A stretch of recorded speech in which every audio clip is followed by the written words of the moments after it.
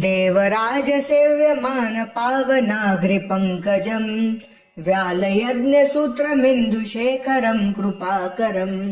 नारदादियोगिवृन्दवन्दितम् दिगम्बरम् काशिकापुराधिनाथ कालभैरवम् भजे। भानुकोटिभास्वरम् भवाब्दितारकम् परम् नीलकण्ठमीप्सितार्थदायकम् त्रिलोचनम् कालकालमम्बुजाक्षमक्षशूलमक्षरम् काशिकापुराधिनाथ कालभैरवम् भजे। शूलटङ्कपाशदण्डपाणिमादिकारणम् श्यामकायमादिदेवमक्षरम् निरामयम् भीमविक्रमम् प्रभुम् विचित्रताण्डवप्रियम् काशिकापुराधिनाथ कालभैरवम् भजे। भुक्तिमुक्तिदायकम् प्रशस्तचारुविग्रहम् भक्तवत्सलम् स्थितम् समस्तलोकविग्रहम् विनिक्वनम् मनोज्ञहेम किङ्किनीलसत्कटिम् काशिकापुराधिनाथ कालभैरवम् भजे। धर्मसेतुपालकम् त्वधर्ममार्गनाशकम् कर्मपाशमोचकम् सुशर्मदायकम् विभुम् स्वर्णवर्णशेषपाश शोभिताङ्गमण्डलम् काशिकापुराधिनाथ कालभैरवम् भजे। रत्नपादुका प्रभाभिरामपादयुग्मकम् नित्यमिद्वितीयमिष्टदैवतम् निरञ्जनम् मृत्युदर्पनाशनम् करालद्रंष्ट्रमोक्षणम् काशिकापुराधिनाथ कालभैरवम् भजे। अट्टहासभिन्नपद्मजाण्डकोशसन्तति दृष्टिपातनष्टपापजालमुग्रशासनम् अष्टसिद्धिदायकम् कपालमालिकाधरम् काशिकापुराधिनाथ कालभैरवम् भजे। भूतसङ्घनायकम् विशालकीर्तिदायकम् काशीवासलोकपुण्यपापशोधकम् विभुम् नीतिमार्गकोविदम् पुरातनम् जगत्पतिम् काशिकापुराधिनाथ कालभैरवम् भजे। कालभैरवाष्टकम् पठन्ति ये मनोहरम् ज्ञानमुक्तिसाधनम् विचित्रपुण्यवर्धनम् शोकमोहदैन्यलोभकोपतापनाशनम् प्रयान्ति कालभैरवाङ्घ्रिसन्निधिम् नराध्रुवम्।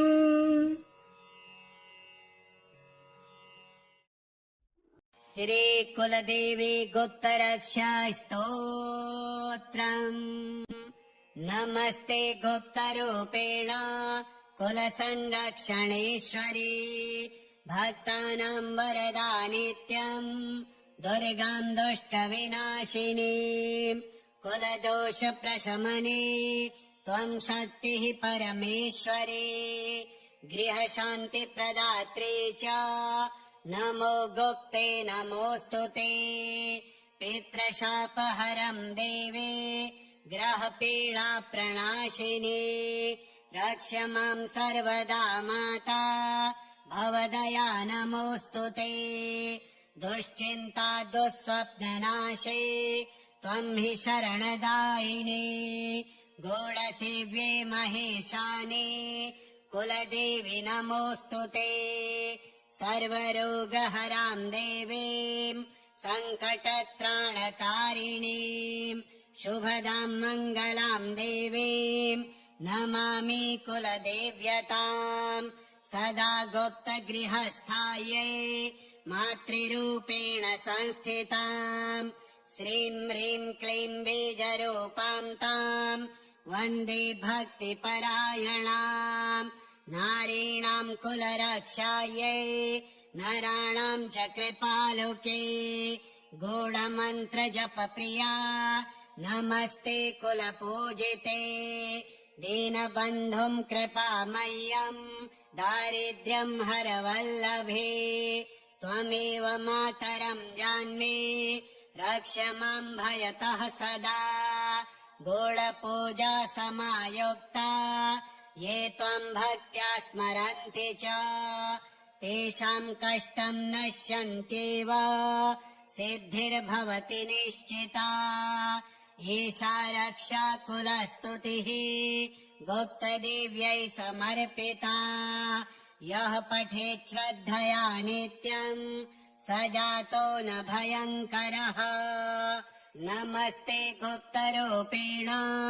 कुलसंरक्षणेश्वरी भक्तानाम् वरदा नित्यम् दुर्गाम् दुष्टविनाशिनी कुलदोषप्रशमने त्वम् शक्तिः परमेश्वरी गृहशान्तिप्रदात्री च नमो गुप्ते नमोऽस्तु ते पितृशापहरम् देवी ग्रहपीडा प्रणाशिनी रक्ष माम् सर्वदा माता भवदया नमोऽस्तु ते दुश्चिन्ता दुःस्वप्ननाशे त्वम् हि शरणदायिनी गूढसेव्ये महेशानि कुलदेवी नमोऽस्तु ते सर्वरोगहराम् देवीम् सङ्कटत्राणकारिणीम् शुभदाम् मङ्गलाम् देवीम् नमामि कुलदेव्यताम् सदा गुप्तगृहस्थायै मातृरूपेण संस्थिताम् श्रीं ह्रीं क्लीं बीजरूपाम् ताम् वन्दे भक्तिपरायणाम् नारीणाम् कुलरक्षायै नराणाम् च कृपालुके गूढमन्त्रजपप्रिया नमस्ते कुलपूजिते दीनबन्धुम् कृपामय्यम् दारिद्र्यम् हरवल्लभे त्वमेव मातरम् जान्मि रक्ष माम् भयतः सदा गूढपूजा समायुक्ता ये त्वम् भक्त्या स्मरन्ति च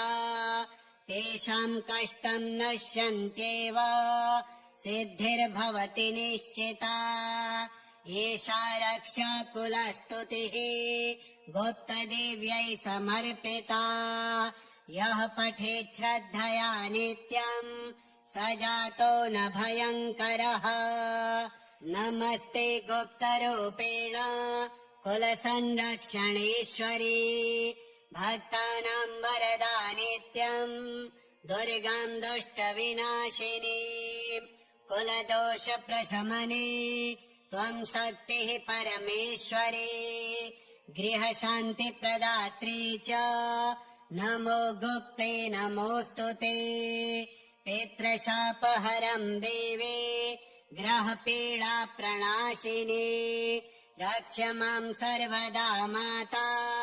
भवदया नमोऽस्तु ते दुश्चिन्ता दुःस्वप्ननाशे त्वम् हि शरणदायिनी गूढसेव्ये महेशानि कुलदेवी नमोऽस्तु ते सर्वरोगहराम् देवीम् सङ्कटत्राणकारिणीम् शुभदाम् मङ्गलाम् देवीम् नमामि कुलदेव्यताम् सदा गुप्तगृहस्थायै मातृरूपेण संस्थिताम् श्रीं ह्रीं क्लीं बीजरूपाम् ताम् वन्दे भक्तिपरायणाम् नारीणाम् कुलरक्षायै नराणाम् च कृपालुके गूढमन्त्रजपप्रिया नमस्ते कुलपूजिते दीनबन्धुम् कृपामय्यम् दारिद्र्यम् हरवल्लभे त्वमेव मातरम् जान्मि रक्ष माम् भयतः सदा गूढपूजा समायुक्ता ये त्वम् भक्त्या स्मरन्ति च तेषाम् कष्टम् नश्यन्त्येव सिद्धिर्भवति निश्चिता एषा रक्षा कुलस्तुतिः गुप्तदेव्यै समर्पिता यः पठेत् श्रद्धया नित्यम् स जातो न भयङ्करः नमस्ते गुप्तरूपेण कुलसंरक्षणेश्वरी भक्तानाम् वरदा नित्यम् दुर्गाम् दुष्टविनाशिनी कुलदोषप्रशमने त्वं शक्तिः परमेश्वरी गृहशान्तिप्रदात्री च नमो गुप्ते नमोऽस्तु ते पितृशापहरं देवी ग्रहपीडाप्रणाशिनी रक्ष मां सर्वदा माता भवदया नमोऽस्तु ते दुश्चिन्ता दुःस्वप्ननाशे त्वं हि शरणदायिनी गौडसेव्ये महेशानि कुलदेवी नमोऽस्तु ते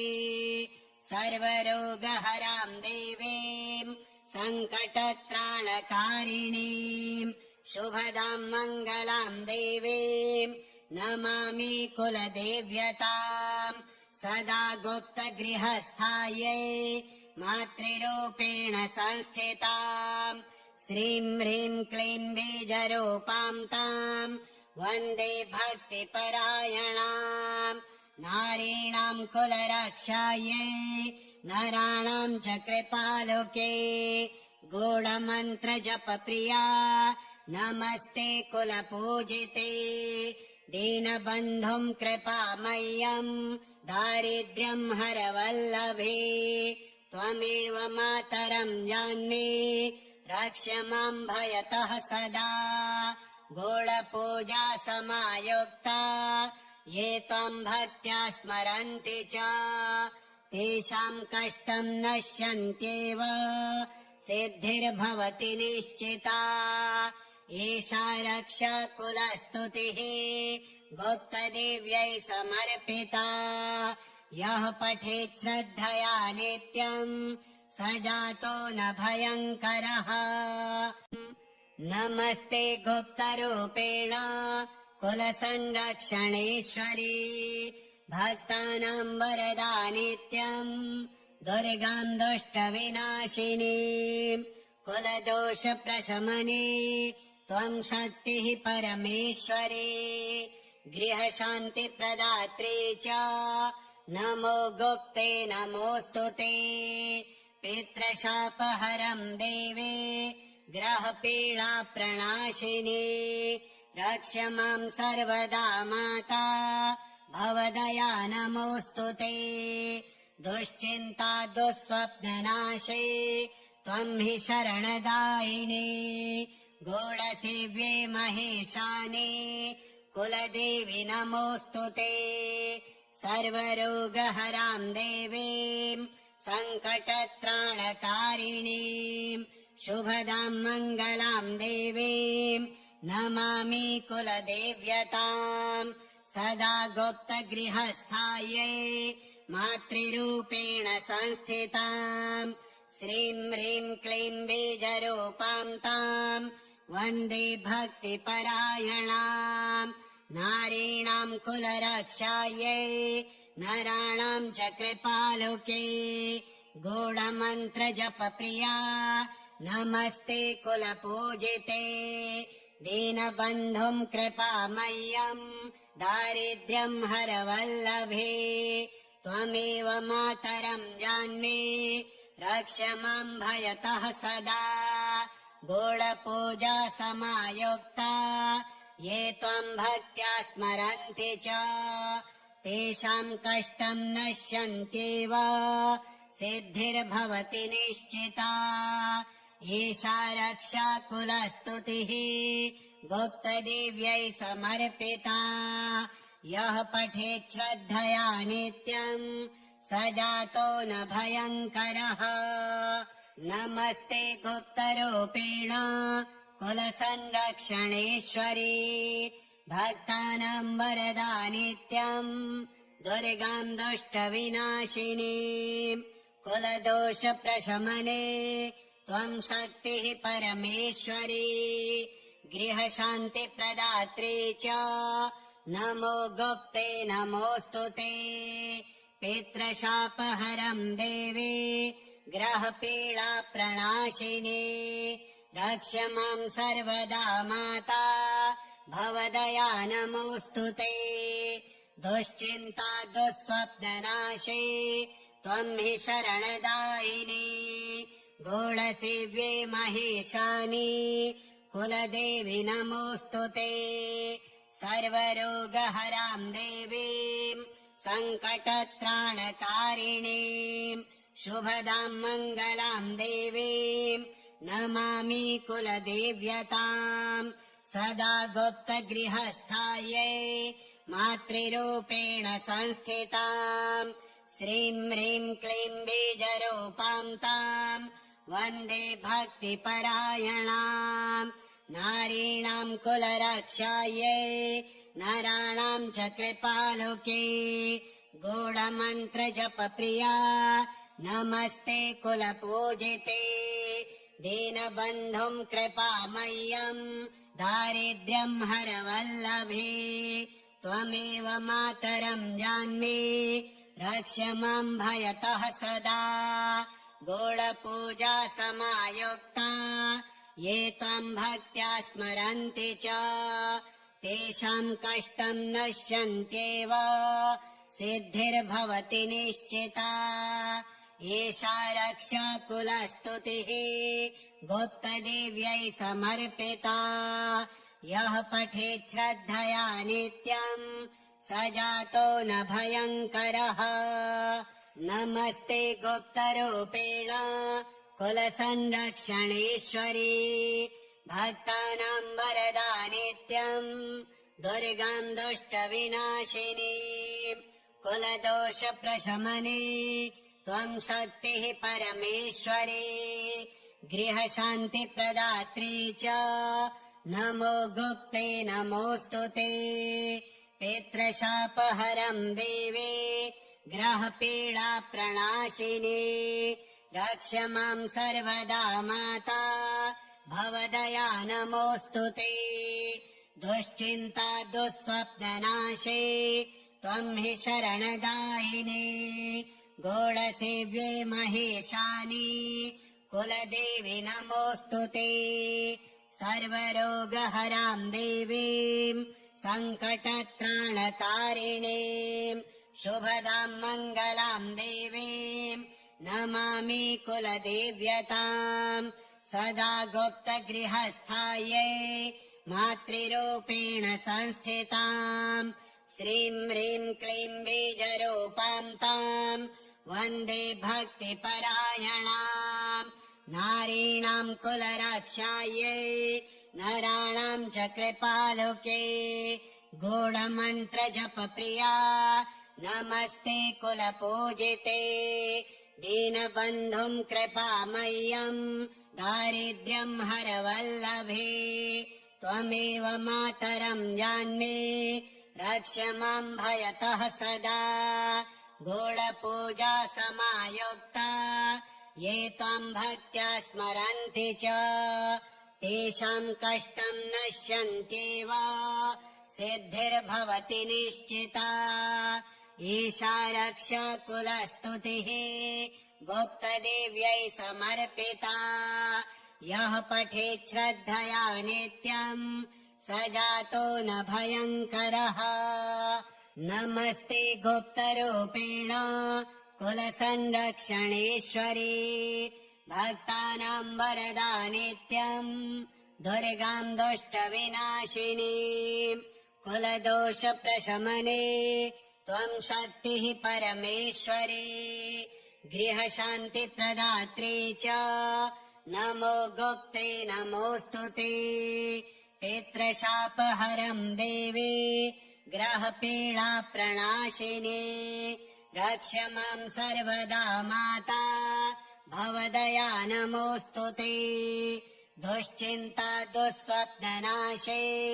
त्वम् हि शरणदायिनी गौडसेव्ये महेशानि कुलदेवी नमोऽस्तु ते सर्वरोगहराम् देवीम् सङ्कटत्राणकारिणीम् शुभदाम् मङ्गलाम् देवीम् नमामि कुलदेव्यताम् सदा गुप्तगृहस्थायै मातृरूपेण संस्थिताम् श्रीं ह्रीं क्लीं बीजरूपां ताम् वन्दे भक्तिपरायणाम् नारीणाम् कुलरक्षायै नराणाम् च कृपालुके गूढमन्त्रजपप्रिया नमस्ते कुलपूजिते दीनबन्धुम् कृपामय्यम् दारिद्र्यम् हरवल्लभे त्वमेव मातरम् जान्ये रक्ष माम् भयतः सदा गूढपूजा समायुक्ता ये त्वम् भक्त्या स्मरन्ति च तेषाम् कष्टम् नश्यन्त्येव सिद्धिर्भवति निश्चिता एषा रक्षा कुलस्तुतिः गुप्तदेव्यै समर्पिता यः पठेत् श्रद्धया नित्यम् स जातो न भयङ्करः नमस्ते गुप्तरूपेण कुलसंरक्षणेश्वरी भक्तानाम् वरदा नित्यम् दुर्गाम् दुष्टविनाशिनी कुलदोषप्रशमने त्वम् शक्तिः परमेश्वरी गृहशान्तिप्रदात्री च नमो गुप्ते नमोऽस्तु ते पितृशापहरम् देवे ग्रहपीडाप्रणाशिनी रक्ष माम् सर्वदा माता भवदया नमोऽस्तु ते दुश्चिन्ता दुःस्वप्ननाशे त्वम् हि शरणदायिनी गूढसेव्ये महेशानि कुलदेवि नमोऽस्तु ते सर्वरोगहराम् देवीम् सङ्कटत्राणकारिणीम् शुभदाम् मङ्गलाम् देवीम् नमामि कुलदेव्यताम् सदा गुप्तगृहस्थायै मातृरूपेण संस्थिताम् श्रीं ह्रीं क्लीं बीजरूपाम् ताम् वन्दे भक्तिपरायणाम् नारीणाम् कुलरक्षायै नराणाम् च कृपालुके गूढमन्त्रजपप्रिया नमस्ते कुलपूजिते दीनबन्धुम् कृपामय्यम् दारिद्र्यम् हरवल्लभे त्वमेव मातरम् जान्ये रक्ष माम् भयतः सदा गूढपूजा समायुक्ता ये त्वम् भक्त्या स्मरन्ति च तेषाम् कष्टम् नश्यन्त्येव सिद्धिर्भवति निश्चिता एषा रक्षा कुलस्तुतिः गुप्तदेव्यै समर्पिता यः पठेत् श्रद्धया नित्यम्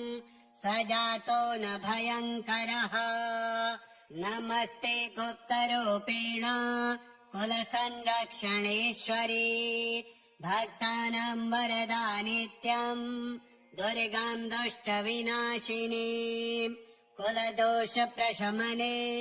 त्वम् शक्तिः परमेश्वरी गृहशान्तिप्रदात्री च